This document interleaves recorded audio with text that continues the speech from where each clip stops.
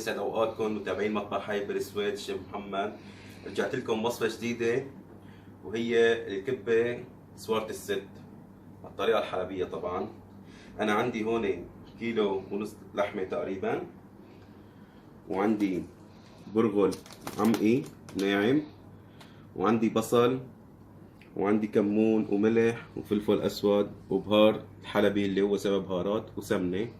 طبعا رح هلا ابتدي تقطيع البصل للحشوة. رح نقطعه ناعم بهالطريقة هاي. لازم البصل يكون ناعم. هاي للتقلاي.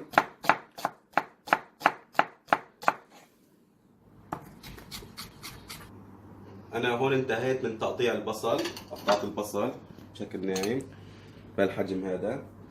هلا رح ضيفه على المقلاي، حط شوية زيت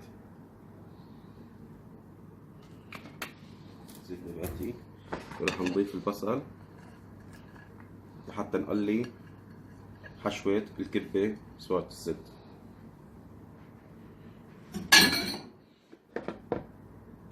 أنا هلا هون عندي كيلو برغل، رح أحطه هون بالصحن هذا. البرغل ما بده نقع، نغسله غسل فقط، نغسله بالمي. عرفتين؟ بالمي. بعد ما بغسله راح بصفيه.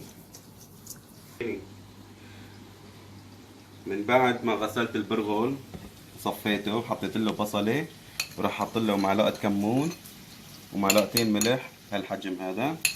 وهلا راح نفرمه على المكنه وبرجع لكم. انا عندي هون الحشوه، اللحمه مع البصل غليت. هلا راح اضيف عليه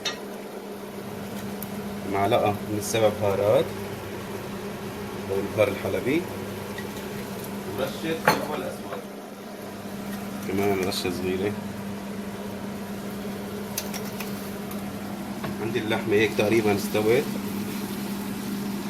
هلا راح صفيها وخليها تبرد عشان نشتغل فيها. طبعا كمان بنضيف لها رشة ملح، وبعدها بنصفيها ونبردها. انا درت هون كيلو البرغل. كيلو البرغل حطيت له تقريبا 3 ارباع كيلو اللحمة مثل ما شايفين. درته وش واحد. هلا راح اديره الوش الثاني مع اللحمة. نرجع لكم مشان صوت المكنة. انا هلا هيك خلصت العجينة الكبة، اكلت معي 3 اوجاع. درتها 3 مرات على المكنة. حطيتهم بالصينية 3 او 4 معالق هالحجم هدول سمنة لحتى صف قطع الكبة. هلا طريقة كبت الكبة. عندي هون صحن المي،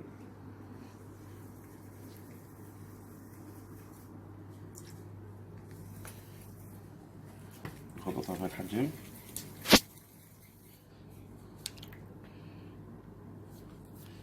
نفتحها بهالشكل هذا.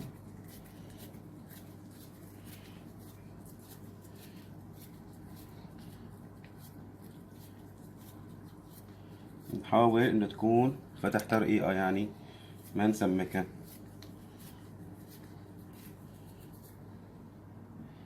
نحشيها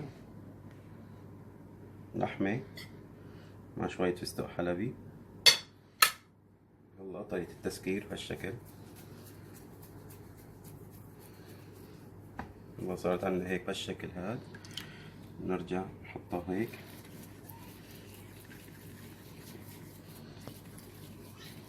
ومنكبكبها. صارت عندنا هيك بهالشكل.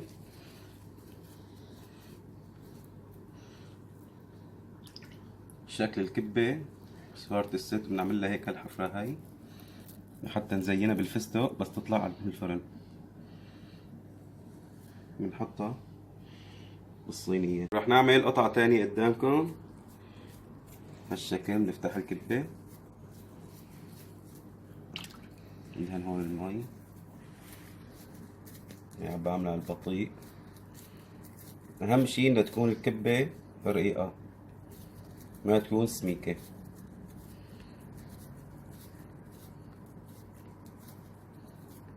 حط لها معلقة الحشوة ومنسكرها. طبعا انا عندي الحشوة بردت هون وصفيتها من الزيت، سكرناها بهالشكل هاد. هلا بنرجع من كبكبة بهالشكل. بسم الله.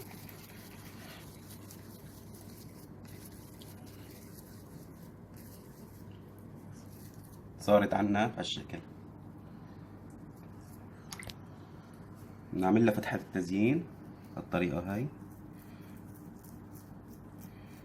هاي مشان نحط عليها الفستق الحلبي لما تطلع من الفرن. نحطها بالصينية ونشوفكم طريقة التقديم. وهيك صارت جاهزة كبة صورة الست، وقدمتها مع الفستق الحلبي طبعا ولبن والسلطة الخضراء من المطبخ الحي بالسويد، الشيف محمد. لا تنسوا اللايك والاشتراك بالقناة. طعم خيالي. شايفين الكبة كيف؟ وإن شاء الله بنشوفكم بوصفة جديدة وبأكلة جديدة. السلام عليكم.